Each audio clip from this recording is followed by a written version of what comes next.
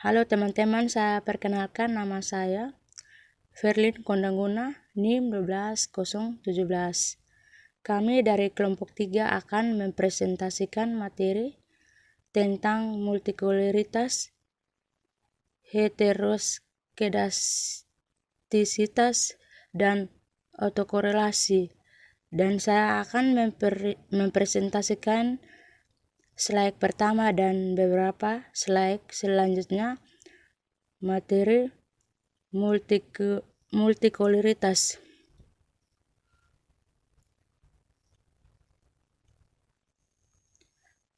Multikulturalitas yaitu suatu di mana terdapat kolerasi atau hubungan linear antara variabel-variabel bebas antar satu dengan yang lain, sehingga variabel bebas tersebut tidak bersifat ortogonal.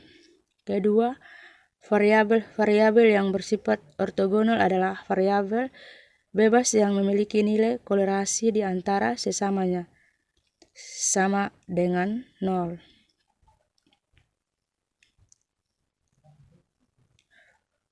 Hubungan linear sempurna antar PU bebas. Dalam menduga faktor-faktor yang mengaruhi konsumsi per tahun dari rumah tangga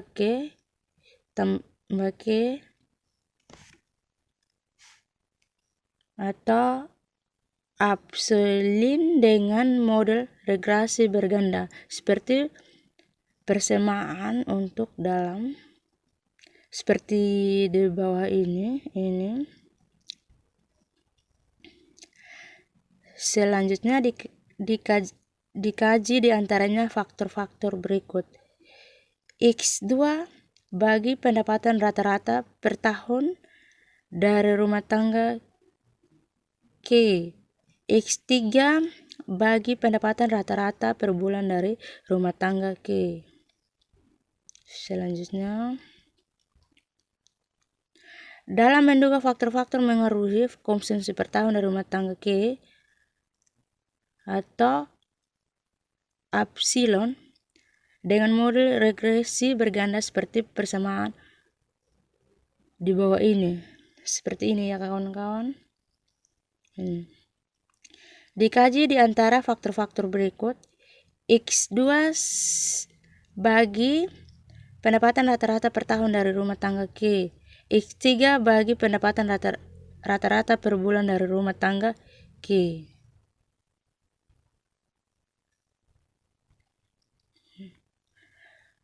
Rumus simpangan baku parameternya dengan model 2 PU bebas X2 dan X3 bagi dengan dalam persamaan kedua penyebut atau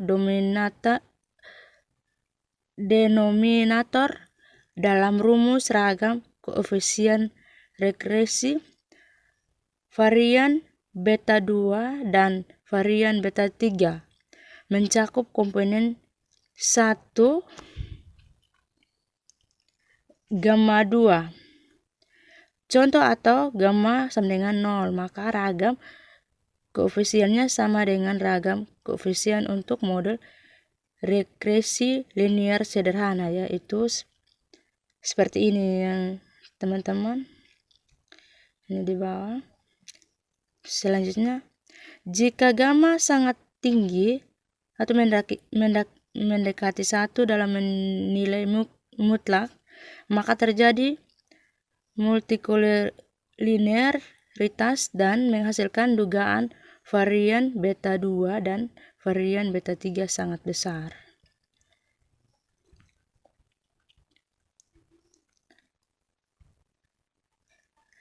Cara mendeteksi adanya kolinearitas ganda. 1. Uji koefisien korelasi sederhana atau version correlation koefisien antara PU bebas dalam model. 2. Dalam model regresi ganda dengan minimal 3 PU bebas. Yang diuji adalah koefisien korelasi gandanya atau akar RJ2 atau koefisien determinasi dari modal seperti ini di bawah kawan-kawan. Ini seperti ini modelnya. Selanjutnya, koefisien kolerasi sederhana yang tinggi merupakan syarat cukup atau sufficient condition, tapi bukan syarat perlu atau not necessary condition bagi multikolinearitas. Ini seperti ini dan persamaannya di bawah. Artinya 3. Dengan cara menghitung akar ciri dari matriks X. Misalnya lambda untuk C sama dengan 1,2 K, kemudian menghitung K sama dengan lambda. Halo teman-teman, perkenalkan nama saya Nadia Nijasoga, NIM 1218027. Saya akan menyampaikan cara mendeteksi adanya kolinearitas ganda. Cara mendeteksi multikolinearitas ketika dugaan parameter tidak dapat diperoleh dengan metode OLS atau ordinary least square atau analisis regresi, itu artinya terjadi multikolinearitas sempurna. Jika beberapa koefisien mempunyai simpangan baku yang tinggi, kemudian setelah mengeluarkan satu atau lebih PUB bebas dari model, itu menyebabkan simpangan bakunya rendah. Oke, ada beberapa cara untuk mendeteksi atau mengetahui adanya multikolinearitas ganda. Yang pertama itu uji koefisien korelasi sederhana atau Pearson correlation coefficient antara PUB bebas dalam model. Yaitu jika korelasinya sangat tinggi dan nyata, itu artinya terjadi multikolinearitas. Kemudian yang kedua itu dalam model regresi ganda dengan minimal 3 PUB bebas. Jika ada nilai koefisien korelasi sederhana antar PUB bebas sangat tinggi dan nyata, berarti terjadi multikolinearitas. Akan tetapi jika nilai koefisien korelasi sederhananya tidak ada yang nyata, maka belum tentu tidak terjadi multikolinearitas. Jadi yang diuji itu adalah koefisien korelasi gandanya atau akar RG kuadrat atau koefisien determinasi dari model XJ sama dengan F X1, X2 dan seterusnya PXJ kurang 1, kemudian XJ tambah 1 sampai dengan XK sama dengan F selain XJ. Untuk J nya sendiri sama dengan 2, 3 sampai dengan K jadi jika membuat model regresi setiap PUB bebas XJ itu sebagai fungsi dari sebuah PUB bebas selain XJ nya, RJ kuadratnya itu tinggi dan signifikan atau dari statistik uji F, sehingga disimpulkan bahwa modelnya itu signifikan. Kemudian artinya ada multikolinearitas. Oleh karena itu koefisien korelasi sederhana yang tinggi itu merupakan syarat cukup atau sufficient condition, tetapi bukan syarat perlu bagi multikolinearitas.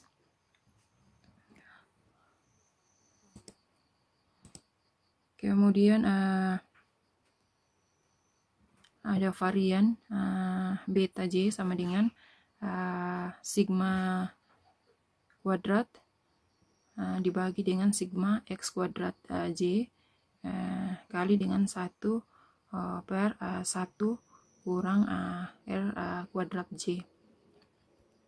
Nilai 1 kurang R kuadrat J ini disebut varian inflation factor atau VIF yang menggambarkan kenaikan varian beta J karena korelasi antar PUB penjelas itu dalam beberapa paket program statistika, nilai VIF ini dapat ditampilkan. Kemudian yang ketiga itu dengan cara menghitung akar ciri dari matriks X. Misalnya lambda J ini untuk lambda J untuk J sama dengan 1, 2 dan seterusnya sampai K. Kemudian untuk menghitung K itu sama dengan lambda maksimal dibagi dengan lambda minimal pangkat 0,5. Pangkat 0,5, sehingga aturan praktis yang biasa digunakan adanya signal multikolinearitas itu adalah jika K lebih besar dari 30 atau K lebih kecil dari VIF maksimal pangkat 0,5. Sehingga pembahasan mengenai pendeteksian multikolinearitas ini harus hati-hati dalam menggunakan suatu cara untuk mendeteksi adanya multikolinearitas. Sebaiknya itu harus dilihat dari berbagai aspek yang diuji, karena multikolinearitas ini prinsipnya merupakan masalah fenomena sampel jika P ubah X-nya itu merupakan P ubah non-stokastik atau asumsi klasik. Oke, kemudian ada hasil dari beberapa variabel untuk cara menjalankan regresi auxiliary, yaitu apabila kita memiliki persamaan dengan 3 variabel independen, maka kita harus menjalankan regresi sebanyak 3 kali pula dengan masing-masing analisis menggunakan satu variabel independen sebagai variabel dependennya. Contohnya itu di sini ada hasil regresi dengan menggunakan variabel dependen I, N, dan P. Di sini kita bisa melihat hasilnya, yaitu variabel I itu sebagai variabel dependen, dan variabel N dan P itu sebagai variabel independen. Dari contoh ini kita bisa melihat hasilnya, yaitu variabel I itu nilainya untuk variabel I ini variabel C-nya itu sebesar sama dengan variabel C-nya 6.499,83. Kemudian untuk variabel N-nya itu min 1,534, min 1.534,363. Kemudian untuk variabel P-nya itu sebesar 0,1207. Kemudian untuk nilai statistik atau T statistiknya ini untuk variabel C itu sebesar 4,50. Kemudian untuk variabel N-nya itu sebesar min 1,04 dibulatkan. Kemudian untuk variabel P itu sebesar 1,29. Kemudian untuk R kuadratnya itu nilainya adalah 0,198. Kemudian kita lakukan lagi untuk variabel berikutnya, yaitu variabel dependen N. Ini variabel dependen N. Sama untuk variabel C-nya itu koefisiennya dia 1,254506. Kemudian untuk variabel I-nya min 8,69. Kemudian untuk variabel P-nya itu 5093. Kemudian untuk statistiknya untuk variabel C itu 0,75. Kemudian untuk I-nya min 1,04. Kemudian untuk P-nya 5,68. Kemudian untuk R kuadratnya itu sebesar 0,823. Kemudian untuk variabel independen P, itu untuk variabel C-nya sebesar min 10.820,10. Kemudian untuk variabel I-nya yaitu 1.597. 598 dibulatkan. Kemudian untuk variabel N-nya itu sebesar 13.856,32. Untuk statistiknya untuk variabel C sebesar min 0,416. Kemudian untuk variabel I-nya itu sebesar 1,293. Kemudian untuk variabel N-nya sebesar 5,684. Untuk R kuadratnya sebesar 0,835. Kemudian kita harus menggunakan kita mencari uji multikolineritasnya. Itu caranya yaitu dengan menggunakan uji FIF. Di sini apabila nilai FIF-nya lebih kecil dari 10, maka tidak terjadi masalah multikolineritas. Tetapi apabila nilai FIF-nya itu lebih besar dari 10, dianggap terjadi multikolineritas. Sehingga bila dilihat pada tabel hasil uji multikolineritasnya itu dapat disimpulkan bahwa variabel N ini, variabel N dan P ini terjadi multikolineritas karena lebih dari 10. Sedangkan variabel Y-nya tidak terjadi multikolineritas. Saya akan melanjutkan bagaimana cara mengatasi kolineritas ganda atau multikolineritas. Tujuan permodelannya itu hanya untuk peramalan nilai Y dan tidak untuk mengkaji hubungan atau pengaruh peubah X1 terhadap Y. Sehingga masalah multikolineritasnya itu bukan masalah yang serius. Tetapi tujuan permodelan untuk menduga hubungan atau pengaruh peubah X1 terhadap Y, maka masalah multikolineritas itu menjadi serius karena simpangan baku koefisiennya sangat besar sehingga dugaan koefisien regresinya itu tidak dapat diandalkan atau tidak signifikan. Kemudian itu mengakibatkan sulit memisahkan pengaruh dari masing-masing peubah bebas.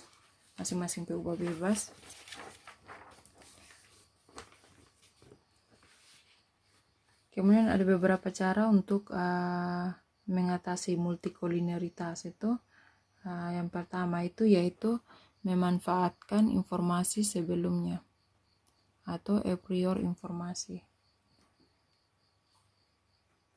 Yaitu sebagai ilustrasinya itu atau sebagai contohnya misalnya kita mau mengkaji pengaruh pendapatan atau X2I dan kekayaan itu sebagai yaitu X3I terhadap konsumsi rumah tangga KI atau YI dengan mengembangkan suatu model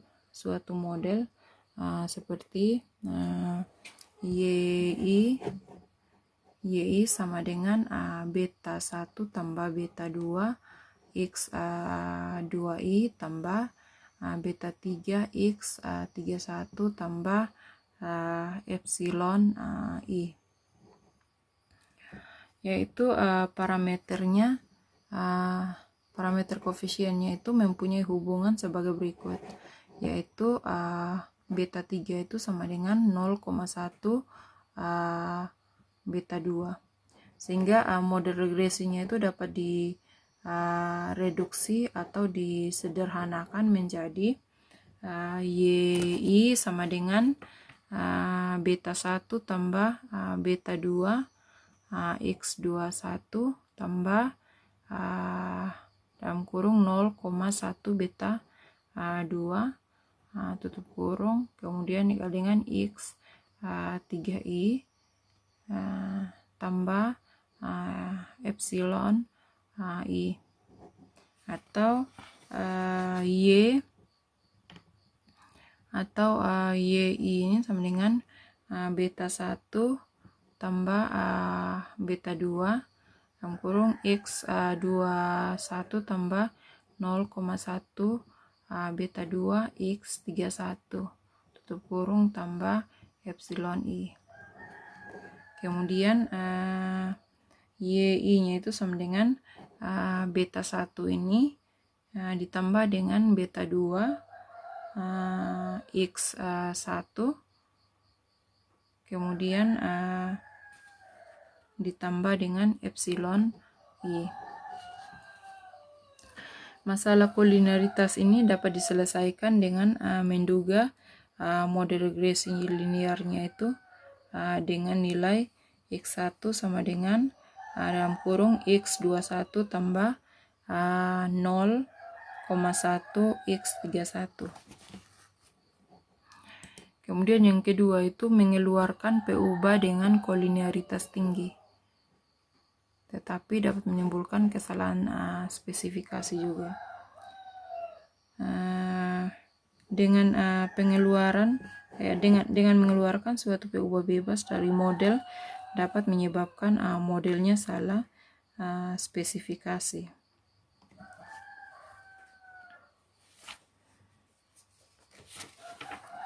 Kemudian yang ketiga yaitu melakukan transformasi terhadap PU dalam model dengan bentuk pembedaan pertama, first difference form, untuk data deret waktu. Sebagai ilustrasinya itu model 69 yang sebelumnya dengan data time series dapat diturunkan sebagai berikut, yaitu YT sama dengan beta 1 tambah beta 2 X 2T tambah beta 3 X 3T tambah epsilon T. X 2T ini merupakan pendapatannya, kemudian X 3T ini merupakan kekayaannya. Kemudian YT kurang 1 sama dengan beta 1 tambah beta 2 X 2T kurang 1 tambah beta 3 X 3T kurang 1 tambah epsilon T kurang 1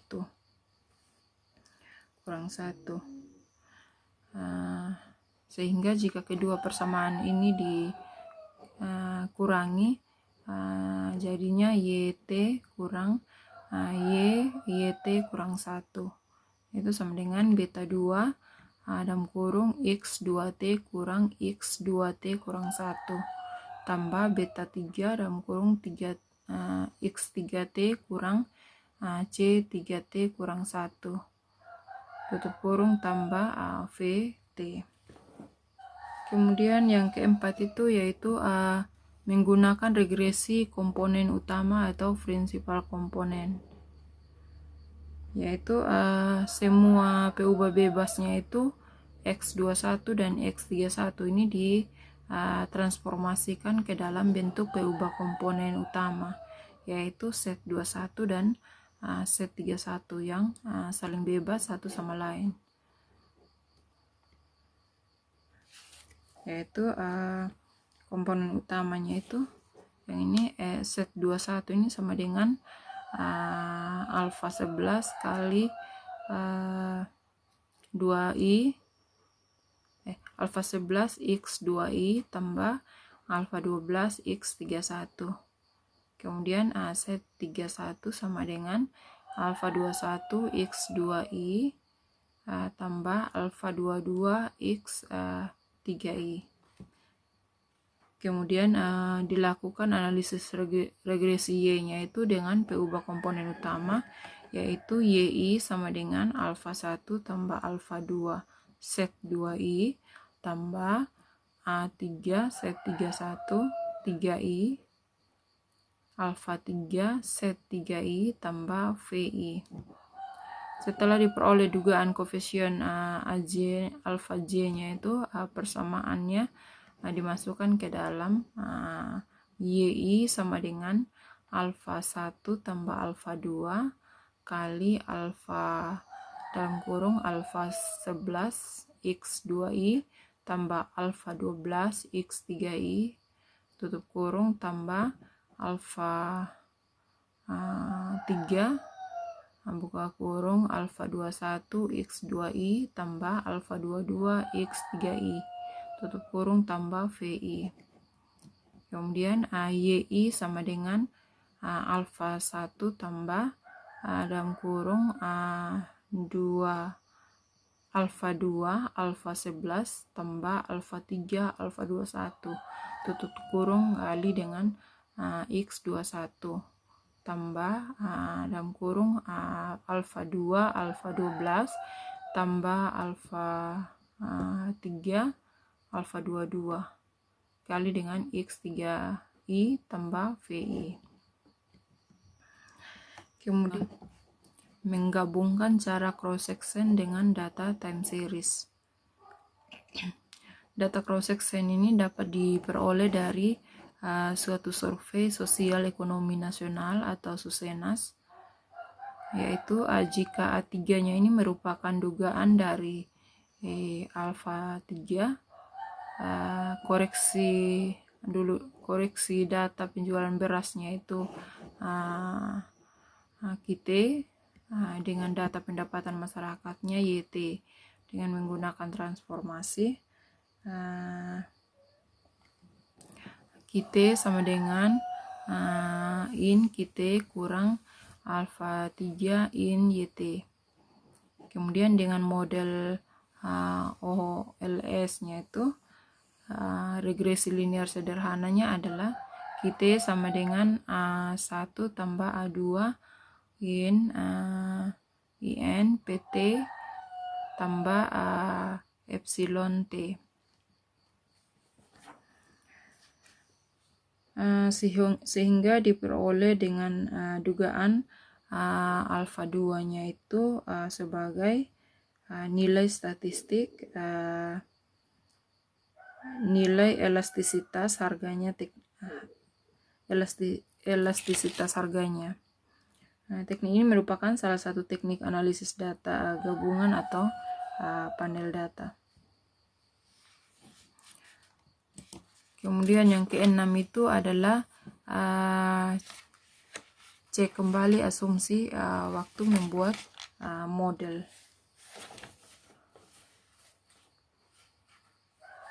Dimana misalnya dalam menduga produksi Q1 dengan sebagai fungsi modal KI dan tenaga kerjanya itu LI, digunakan model Q1 sama dengan alfa 1 dalam kurung KI tutup kurung pangkat alfa 2 dikali dengan LI pangkat alfa 3. Jika diasumsikan bahwa skala outputnya itu dalam jangka panjang menggambarkan constant return to scale atau CRS-nya itu adalah A2 tambah A3 sama dengan 1. Maka modelnya itu menjadi QI bagi LI sama dengan alfa 1 dikali dengan KI bagi LI pangkat A2. Kemudian itu yang ketujuh adalah penambahan data baru. Telah disebutkan bahwa masalah multikolinearitas itu adalah fenomena sampel, sehingga memungkinkan untuk sampel berikutnya itu tidak ada multikolinearitas antar PU bebasnya. Kadangkala juga dengan menambah beberapa data baru dapat mengurangi masalah multikolinearitasnya. Karena nilai sigma X kuadratnya itu akan bertambah sehingga ragam koefisien varian beta 2-nya itu dan varian beta 3-nya dalam untuk model dengan 2 PU bebas itu akan berkurang. Saya akan menjelaskan pengertian heteroskedastisitas oleh saya sendiri, Fendi Mangi. Pengertiannya, uji heteroskedastisitas merupakan uji yang menilai apakah ada ketidaksamaan varian dari residual untuk semua pengamatan pada model regresi linear. Jadi penjelasannya, uji heteroskedastisitas merupakan salah satu dari asumsi regresi. Supaya analisis regresi bisa dilanjutkan, maka datanya harus tidak mengandung heteroskedastisitas atau disebut homoskedastisitas. Heteroskedastisitas banyak ditemui pada data cross-section karena pengamatan dilakukan pada individu yang berbeda pada saat yang sama. Berikutnya sifat dasar. Sifat dasar heteroskedastisitas berarti varians error bersyarat X merupakan angka yang tidak konstan, dilambangkan dengan ekspektasi epsilon tau kuadrat atau X sama dengan sigma tau kuadrat, maka 1 sama dengan titik-titik eta. Akibat heteroskedastisitas. Yang pertama, dugaan parameter koefisien regresi dengan metode OLS tetap tidak bias dan masih konsisten, tapi standar errornya bias ke bawah. Yang kedua, penduga OLX tidak efisien lagi.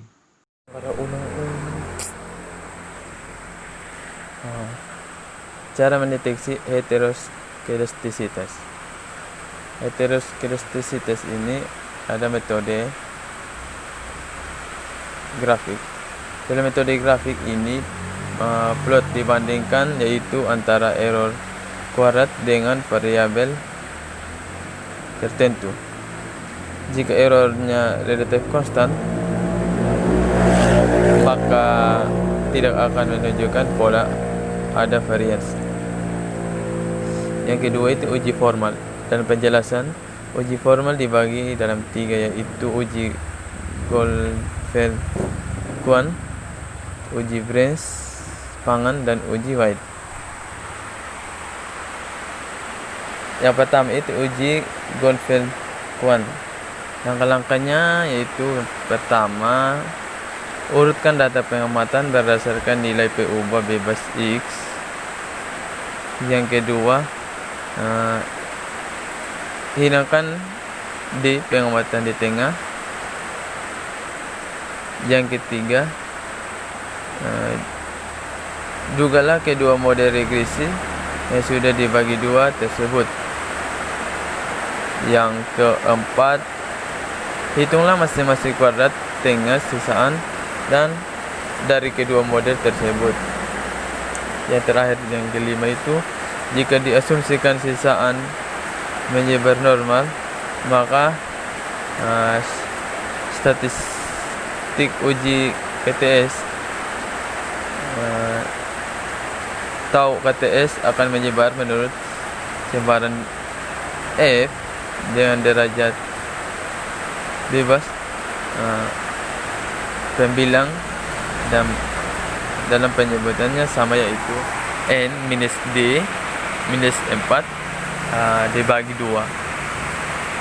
Selanjutnya yang kedua itu uji Brent-Spagan dibagi 4, yaitu ada langkah yang pertama itu dugalah model regresi dengan metode LS dan hitung sisaan E atau epsilon T.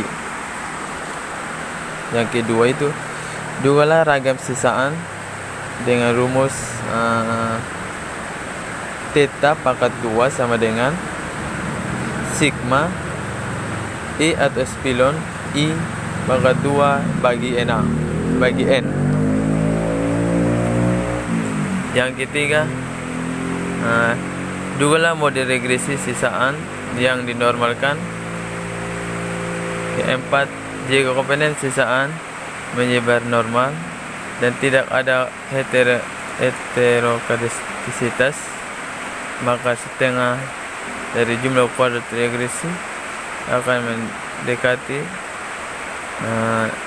sebaran kuadrat dengan derajat bebas 1. Selanjutnya yang ketiga itu uji White. Uji White juga dibagi 3, yaitu yang pertama sebagai pengganti model, yaitu E atau epsilon 1 pangkat 2 dibagi dengan theta pangkat 2 sama dengan pi 1 plus pi 2 set I plus PI. White menyarankan menggunakan model regresi sisaan. Juga ada rumusnya. Yang pertama itu I epsilon 1/2 sama dengan P 1 plus P2 set I plus PI. Kedua, hitunglah koefisien determinasi sebagai ukuran kebaikan sesuai R⁻². Ketiga, jika komponen sisaan homogen, maka statistik uji White NF⁻² sampai X1⁻². Dalam penjelasan uji White ini relatif lebih mudah dibandingkan dengan uji-uji yang lain.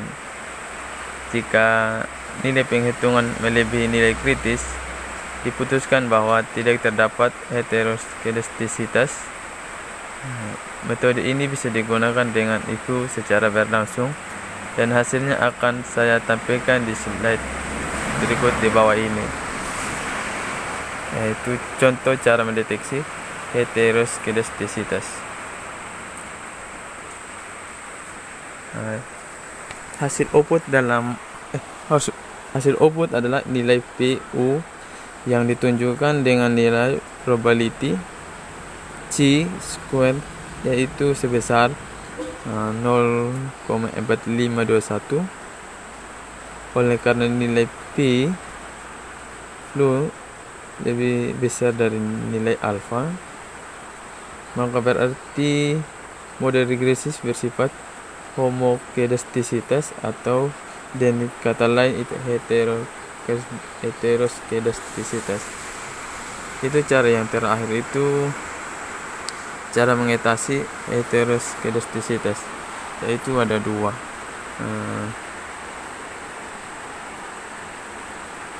Pendudukan parameter jika ragam sisaan diketahui. Pendudukan parameter jika ragam sisaan diketahui. Yang kedua itu pendudukan parameter jika ragam sisaan tidak diketahui. Teman-teman, saya Yunita Prawojo akan mempresentasikan materi tentang autokorelasi. Di sini pengertian dari autokorelasi itu sendiri adalah bahwa adanya korelasi antara anggota observasi satu dengan observasi lain dalam waktu yang berlainan, atau korelasi antara satu variabel gangguan dengan variabel gangguan yang lain. Nah, perlu teman-teman ketahui bahwa uji autokorelasi merupakan bagian dari uji asumsi klasik dalam analisis regresi linier, dan uji autokorelasi ini biasanya terjadi untuk data time series. Nah, uji asumsi klasik ini merupakan syarat yang harus dipenuhi sebelum dilakukan analisis regresi linier. Nah, analisis regresi linier ini bertujuan untuk mengetahui apakah terdapat pengaruh yang signifikan antara variabel independen X terhadap variabel dependen Y. Nah, model regresi yang baik itu apabila tidak terdapat autokorelasi. Nah, adapun masalah autokorelasi ini adalah jika antar sisaan tidak bebas, atau secara matematis itu ditulis epsilon tidak sama dengan 0 untuk I tidak sama dengan J. Nah, OLS di sini mengasumsikan bahwa error merupakan variabel random yang independen, atau dia tidak berkorelasi agar penduga bersifat blue, di mana blue ini merupakan best linear unbiased estimator. Nah, adanya autokorelasi dalam regresi linier ini menyebabkan varian sampel tidak dapat menggambarkan varian dari populasi. Nah, masalah autokorelasi ini sering terjadi pada regresi linier dengan menggunakan data runtut waktu, atau yang sering kita kenal dengan data time series. Adapun akibat dari autokorelasi itu adalah yang pertama, varian menjadi tidak minimum atau blue. Yang kedua, estimasi standar error dan varian koefisien regresi yang didapat itu akan underestimate. Yang ketiga, pemeriksaan terhadap residualnya itu akan menemui permasalahan. Yang keempat, autokorelasi yang kuat dapat pula menyebabkan dua variabel yang tidak berhubungan menjadi berhubungan. Biasanya disebut dengan spurious regression atau dapat dilihat dari nilai R-square-nya. Yang kelima adalah pengujian arti T dan F tidak lagi valid sehingga menghasilkan kesimpulan yang tidak valid juga. Yang keenam adalah memberikan gambaran yang menyimpang dari nilai populasi yang sebenarnya. Nah, kita dapat mendeteksi adanya autokorelasi atau tidak dalam sebuah data itu ada banyak cara yang dapat kita lakukan untuk mendeteksi masalah autokorelasi ini. Yaitu yang pertama ada uji Durbin-Watson. Nah, dalam uji Durbin-Watson atau dikenal dengan uji DW ini, hipotesisnya mengatakan bahwa H0 itu menandakan bahwa tidak adanya autokorelasi. Dan yang kedua, H1 itu menandakan adanya masalah autokorelasi. Dan ini merupakan bentuk dari uji statistiknya.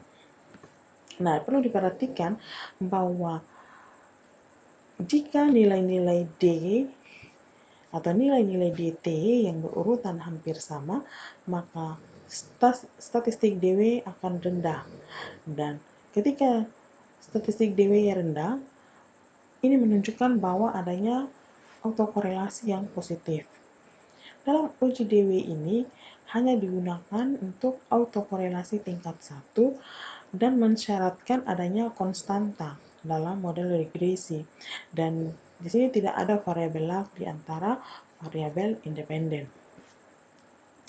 Nah, setelah mendapatkan statistik uji, langkah selanjutnya adalah membandingkan dengan tabel DW ini.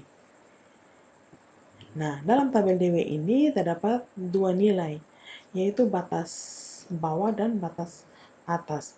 Nah, batas bawah ini atau dikenal dengan nilai kritis batas bawah itu dikenal dengan DL. DL ini adalah Durbin Lower. Dan ada batas atas. Batas atas ini menunjukkan nilai kritis batas atas atau sering dikenal dengan DU atau Durbin Upper.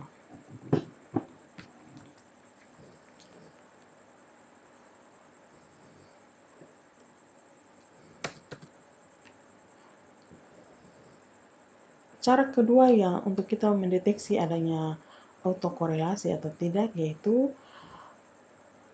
uji Lagrange multiplier atau LM-test. Nah, uji ini dikembangkan oleh Bruce Godfrey. Nah,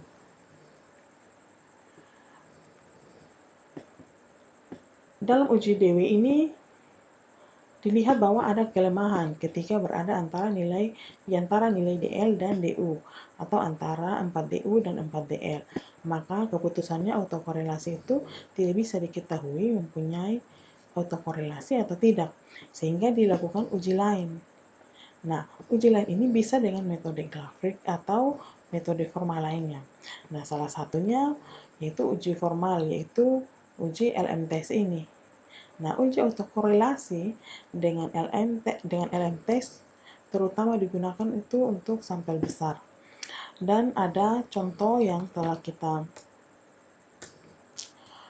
buat untuk mendeteksi uji autokorelasi ini dengan kita menggunakan Evius. Nah, contoh hasil uji autokorelasi ini diambil dari buku Wing Wahyu Wernerno yang berjudul Analisis Ekonometrika dan Statistika dengan Evius edisi ketiga. Itu berada pada halaman 4.11. Nah, di sini hasilnya dengan menggunakan LMTS itu, nilai observasi R-square-nya adalah 0,001713 dan nilai probability-nya atau probability chi-square-nya adalah 0,991. Nah, nilai ini jauh lebih besar daripada nilai alfa, di mana nilai alfa itu adalah 5%. Nah, 5% itu adalah 0,05. Nah, hasil ini mengidentifikasikan bahwa data yang kita uji ini dia tidak mengandung masalah autokorelasi. Karena sebuah data dikatakan tidak ada masalah autokorelasi bila nilai probability-nya itu berada di atas nilai alfa 5%. Dan bila nilai probability-nya berada di bawah atau sama dengan 5%, itu menandakan bahwa adanya masalah autokorelasi. Nah, dalam data kita ini, nilai probability-nya adalah 0,9991. Ini menandakan bahwa nilai ini lebih besar dari nilai alfa yang 0,05. Sehingga data ini dapat dikatakan bahwa tidak mengandung masalah autokorelasi. Uji yang ketiga itu adalah uji run. Nah, uji run ini sebagai bagian dari statistik non-parametrik dapat pula digunakan untuk menguji apakah antar residual terdapat korelasi yang tinggi. Nah, jika antar residual tidak terdapat hubungan korelasi, maka dikatakan bahwa residual adalah acak atau random. Nah, run test ini atau uji run ini digunakan untuk melihat apakah data residual terjadi secara random atau tidak. Nah, prinsip kerja uji run ini sangat sederhana, yaitu dengan melihat tanda residual negatif atau positif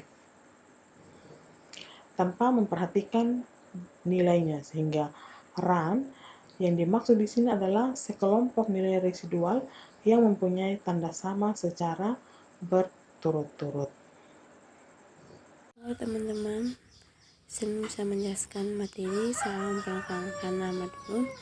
Nama saya Kahitimba, NIM 1218018. Saya akan menjelaskan materi tentang cara mengatasi autokorelasi. Jika struktur autokorelasi diketahui rho, misalnya Y T sama dengan beta 1 tambah beta 2 X 2T tambah beta 3 X 3T tambah titik tambah beta K tambah X KT tambah sigma T. Model yang sama berlaku pada waktu T kurang 1. Model yang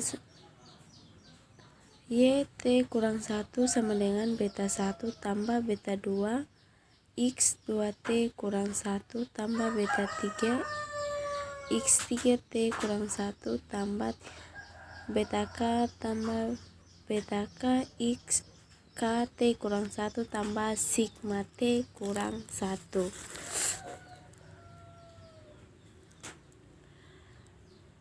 Autokorelasi dengan menggunakan berbagai metode, antara lain metode Durbin Watson, Thiel-Nagel atau Cahrone-Orchard. Setelah koefisien korelasi diketahui, maka langkah selanjutnya adalah melakukan transformasi. Kemudian dari hasil tersebut dan kurung rho T kurang rho I kurang 1 lebih kecil 0,01 atau 0,05 setelah 20 kali. Misalnya pendeteksian ulang. Untuk mendeteksi ulang autokorelasi, transformasi yang dilakukan sampai tidak terdapat autokorelasi. Apabila persamaan 8.6 di atas dikurangi dengan rho persamaan 813 sehingga diperoleh transformasi berikut.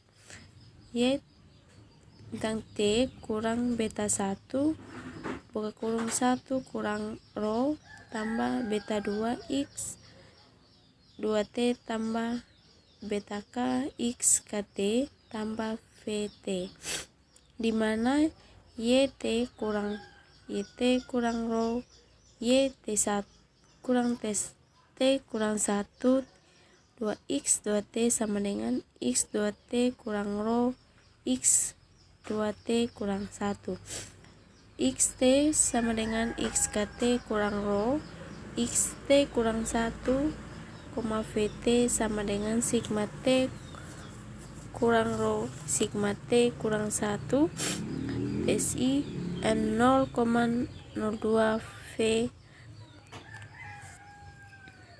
Selanjutnya, hasil informasi ini menghasilkan dugaan parameter koefisien yang efisien. Tentu saja koefisien intershift dari model aslinya beta 1 harus dihitung berdasarkan dengan intershift dalam persamaan 8.14 di atas. Pendengar terlebih dahulu menafsirkan koefisien. Jika struktur autokorelasi tidak diketahui, maka langkah 1 itu duga model regresi dan dapat penduga galat. Langkah 2, duga koefisien korelasi serial orde 1 dengan metode OLS dari ET kurang rho ET kurang 1 tambah V tambah nu T. Langkah 3, lakukan transformasi untuk PU-ubah yang dipakai. Keempat, dapatkan penduga regresi dan penduga galat untuk YT kurang beta 1 tambah beta 2X 2T tambah beta 2X 3T tambah sigma